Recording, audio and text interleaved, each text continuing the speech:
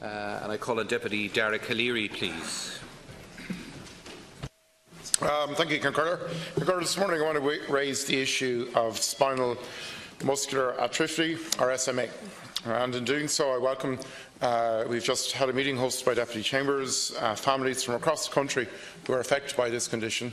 We heard fantastic testimony from Grace and Killian, who are children with this condition.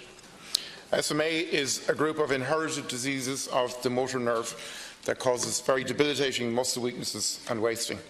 It's life-threatening, it's rare, and is the leading genetic cause of death in infants. We just heard at the meeting from a parent who was told by their paediatrician when given the diagnosis that it was as bad as it gets. There are 25 children in this country with this condition. It presents in a number of ways for them. They're wheelchair-bound, muscle recession, considerable pain.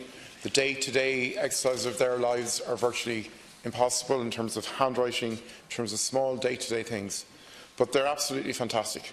We've just met some of them. There are some more of them outside the gate. And they would give you a lift to meet them and how determined they are as youngsters to live their lives in spite of the challenges, and how determined their families are to give them as good a life as they can. There is hope now for this condition, and that hope is called Spinraza, which is the first of its kind treatment in the world. And there is significant evidence from countries across the world and from clinical trials that Spinraza can give that hope, because it's changing children's lives significantly, slowing down the muscle wastage, and in many cases allowing muscle strengthening, which allows them to live much easier. Spinraza is making an enormous difference in over 20 countries across Europe to those children and their families who have it. However, here it is still not available on the refund scheme, despite the fact, An Táinaiste, that on the 22nd of June last, Minister Harris announced that Ireland would join Belgium, the Netherlands, Luxembourg and Austria in the Benuxa initiative, which is to secure affordable and timely availability. And when he made that announcement, what he said, and I'm quoting him directly, "I want the newest and most innovative medicines to be available in a timely manner to our citizens." So say all of us. But the first initiative that this new group announced was to make Spinraza available in every country in that alliance except in Ireland.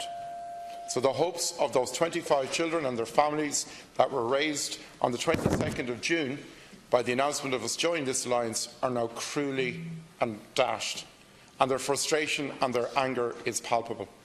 So, An Táinaiste, why have they to wait? When this initiative was held up by your government, by Minister Harris, as the answer to our drug pricing challenges, why are these 25 children not getting the treatments, not getting access to Spinraza in the same way as the children in Belgium, in the Netherlands, in Luxembourg and Austria? And I need an answer. We need an urgency, An Táinaiste, because these children don't have time. Thank you, Deputy. An Táinaiste. An Táinaiste, the issue was actually raised with the Taoiseach by Deputy Lisa Chambers and Deputy John Curran on Tuesday. Deputy Chambers just hosted a meeting that every member of the House was invited to. There are several hundred people outside the front gate, so it should be on your radar. I don't have to give you notice of questions I ask. It should be on your radar. You say that you want the best drugs available on the market. Yes, we want that, and that's why we supported the initiative. But why are we the only country within that initiative where this drug is not being made available?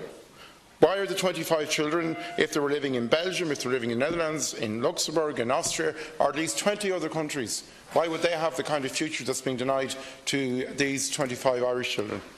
It just doesn't make any sense. And there is a new proposal that has been put into the HSE by Biogen. And as I said, Minister, the HSE are delaying in a proper analysis, and there is no time for delay. Families see the life-changing possibilities of this drug, and those life-changing possibilities are being denied to them by bureaucracy, a bureaucracy that doesn't understand what it's like, a bureaucracy that should go out to the front gate and talk to these children.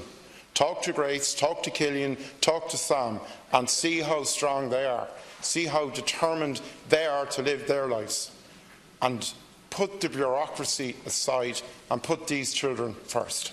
Thank you, Deputy.